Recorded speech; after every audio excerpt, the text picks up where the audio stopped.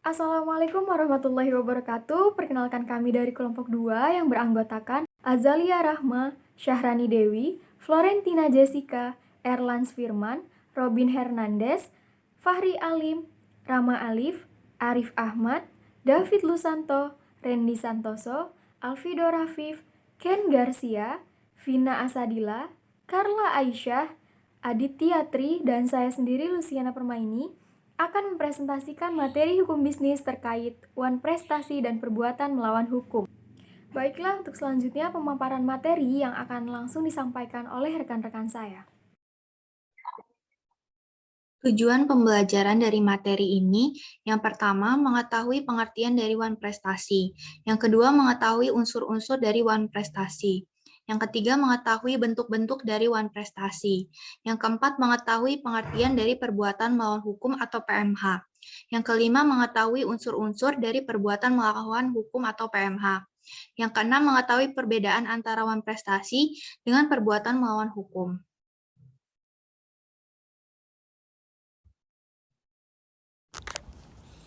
Pengertian wan prestasi. Yang pertama, wan prestasi adalah ingkar janji atau tidak menepati janji. Yang kedua, menurut Abdul R. Saliman, wan prestasi adalah suatu sikap di mana seseorang tidak memenuhi atau lalai melaksanakan kewajiban sebagaimana yang telah ditentukan dalam perjanjian yang dibuat antara kreditur dan debitur. Selanjutnya pengertian wan prestasi. Menurut J. Satrio, wan prestasi adalah suatu keadaan di mana debitur tidak memenuhi janjinya atau tidak memenuhi sebagaimana mestinya dan kesemuanya itu dapat dipersalahkan kepadanya. Yang keempat, wan prestasi dalam pasal 1243 Kitab Undang-Undang Hukum Perdata berbunyi, pergantian biaya, kerugian, dan bunga karena tak dipenuhinya suatu perikatan mulai diwajibkan bila debitur walaupun telah dinyatakan lalai tetap lalai untuk memenuhi perikatan itu, atau jika suatu yang harus diberikan atau dilakukannya hanya dapat diberikan atau dilakukannya dalam waktu yang melampaui waktu yang telah ditentukan. Selanjutnya akan dilanjutkan oleh rekan saya.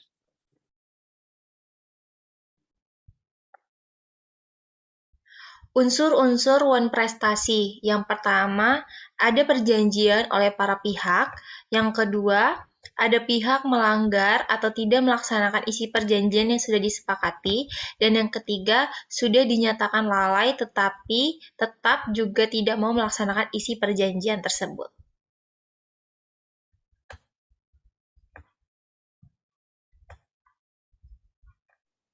Baik, selanjutnya yaitu bentuk-bentuk wan prestasi menurut Subekti. Di sini ada 4, saya akan menyebutkan 2, yaitu 1, tidak melakukan apa yang disanggupi untuk dilakukan, kemudian 2, melakukan apa yang diperjanjikan tapi tidak sebagaimana yang diperjanjikan. Perbuatan melawan hukum atau PMH. Perbuatan melawan hukum bisa terjadi di ranah hukum pidana maupun hukum perdata. Dalam tulisan ini yang dimaksud PMH adalah yang dalam ranah hukum perdata. Menurut Munir Fuadi, perbuatan melawan hukum adalah sebagai suatu kumpulan dari prinsip-prinsip hukum yang bertujuan untuk mengontrol atau mengatur perilaku bahaya. Untuk memberikan rasa tanggung jawab atas suatu kerugian yang terbit dari interaksi sosial, dan untuk menyediakan ganti rugi terhadap korban dengan suatu gugatan yang tepat. Perbuatan melawan hukum (PMH) diatur dalam pasal 1365 KUHP yang berbunyi, tiap perbuatan yang melanggar hukum dan membawa kerugian kepada orang lain mewajibkan orang yang menimbulkan kerugian itu karena kesalahannya untuk menggantikan kerugian tersebut. Dahulu, perbuatan melawan hukum hanya terbatas pada perbuatan yang melanggar undang-undang tertulis saja. Namun, sejak tahun 1919, Majelis Belanda dalam perkara Lindenbaum v. Cohen memperluas penafsiran perbuatan melawan hukum sehingga perbuatan melawan hukum tidak lagi terbatas pada perbuatan yang melanggar undang-undang, tapi juga mencakup salah satu dari beberapa perbuatan sebagai berikut. Yang pertama yaitu perbuatan yang bertentangan dengan hak orang lain. Yang kedua, perbuatan yang bertentangan dengan kewajiban hukumnya sendiri. Yang ketiga, perbuatan yang bertentangan dengan kesusilaan. Dan yang keempat, perbuatan yang bertentangan dengan kehati-hatian atau keharusan dalam pergaulan masyarakat yang baik.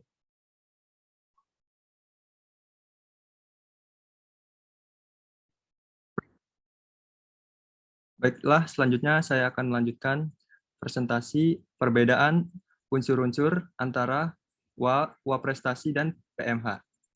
Unsur-unsur WA-prestasi sendiri yang pertama ada perjanjian, ada pihak yang ingkar, janji atau melanggar perjanjian, telah dinyatakan lalai namun tetap tidak melaksanakan isi perjanjian. Sementara unsur-unsur dari PMH, terdapat adanya perbuatan yang melawan hukum, adanya kesalahan yang dilakukan pihak pelaku dan menimbulkan kerugian, dan ada hubungan kausalitas antara perbuatan dan kerugian. Untuk yang selanjutnya ada perbedaan dari kriteria wan prestasi dan juga perbuatan melawan hukum. Kriteria pertama dari wan prestasi yaitu tidak melakukan yang disanggupi untuk dilakukannya. Kemudian yang kedua, melaksanakan apa yang dijanjikan tetapi terlambat. Yang ketiga, melaksanakan apa yang dijanjikan tetapi tidak sebagaimana yang dijanjikan. Kemudian yang keempat, melakukan sesuatu yang menurut perjanjian tidak boleh dilakukan. Kemudian ada kriteria dari perbuatan melawan hukum. Yang pertama, melanggar hak subjektif orang lain. Yang kedua, melanggar kaidah tata susila. Yang ketiga, bertentangan dengan kewajiban hukum pelaku. Oke, selanjutnya yaitu perbedaan pembuktian dalam gugatan. Pada WA-prestasi, penggugat hanya menunjukkan bahwa terdapat perjanjian yang dilanggar atau wan prestasi. Sedangkan pada PMH, penggugat harus membuktikan unsur-unsur PMH dan membuktikan adanya kesalahan yang dilakukan debitur. Selanjutnya ada hak menuntut. Hak menuntut ganti rugi dalam wan prestasi didasarkan pada pasal 1243 KUH Perdata yang pada pokoknya dalam menuntut ganti rugi tersebut membutuhkan pernyataan lalai. Lalu dalam PMH tidak dibutuhkan somasi. Karena setiap kejadian PMH, maka pihak yang merasa dirugikan dapat menuntut ganti rugi secara langsung.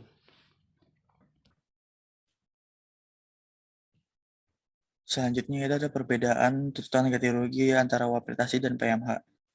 Nah, yang WA-prestasi itu dalam pasal 1943 KUH Perdata dijelaskan maka para pihak dapat meminta ganti rugi berupa biaya atau konsen, rugi atau sekalian dan bunga interesen.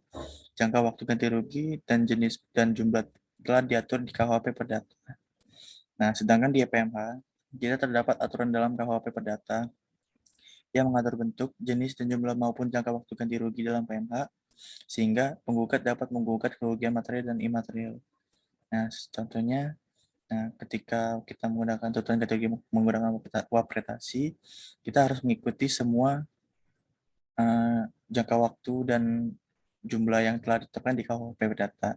Nah, sedangkan dengan menggunakan PMH, itu tidak ada tuntutan dalam tulisan yang tertulis, sehingga penggugat dapat meminta kerugian ataupun dalam jangka waktu yang sesuai dengan ditetapkan oleh penggugat. Selanjutnya akan dibahas oleh teman saya.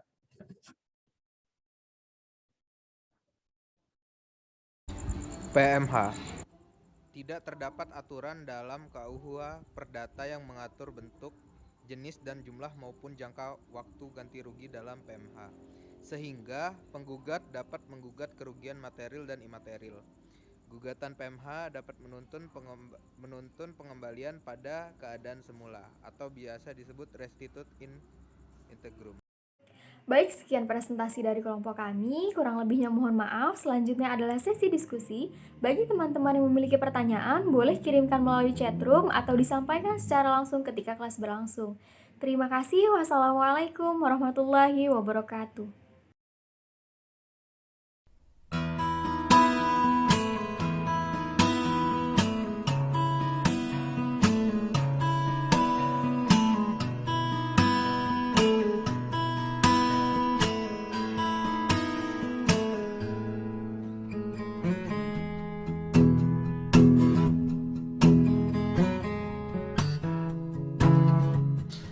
Assalamualaikum warahmatullahi wabarakatuh. Hai guys, saya akan menjelaskan suatu contoh kasus one prestasi yang akan diperankan oleh kawan-kawan saya. Yang mana di sini Alvin menjadi kreditur sebagai yang memberikan sewa rumah terhadap Edwin sebagai debitur, yaitu penyewa rumah daripada Alvin. Mari kita lihat reka adegan yang bagus sekali ini. Hey bro, lama gak ketemu. Apa kabar? Baik bro, kamu apa kabar? Baik juga. Kamu dari mana nih?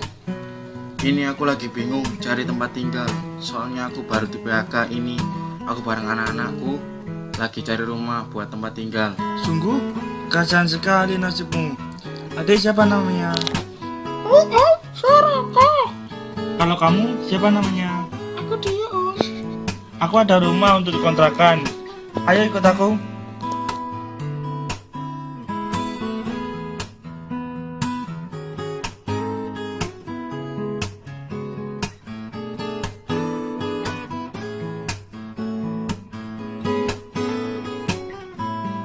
Ini rumahnya. Wow, bagus ya rumahnya. Kita ke dalam yuk. Oke, tunggu di luar ya. Nak, papa ke dalam dulu.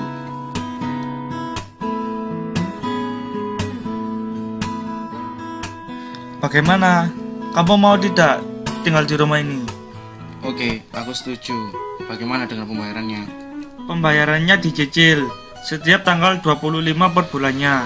Apabila kamu tidak sanggup, dengan sangat terpaksa kamu harus meninggalkan rumah ini.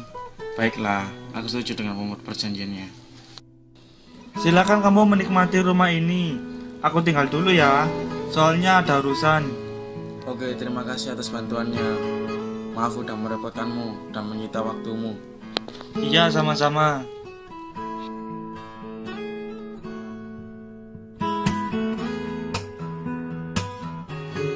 Bagaimana untuk pembayarannya, Win? Kamu udah nunggak selama 3 bulan. Bagaimanapun kamu harus bayar sekarang juga.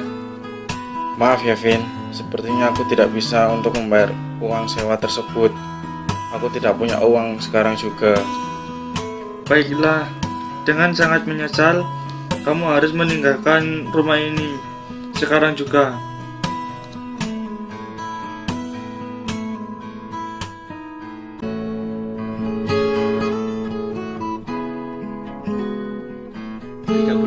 Pak Edwin tidak menjalankan prestasinya, yaitu membayar uang sewa rumah sebesar Rp500.000 per bulannya tiap tanggal 25.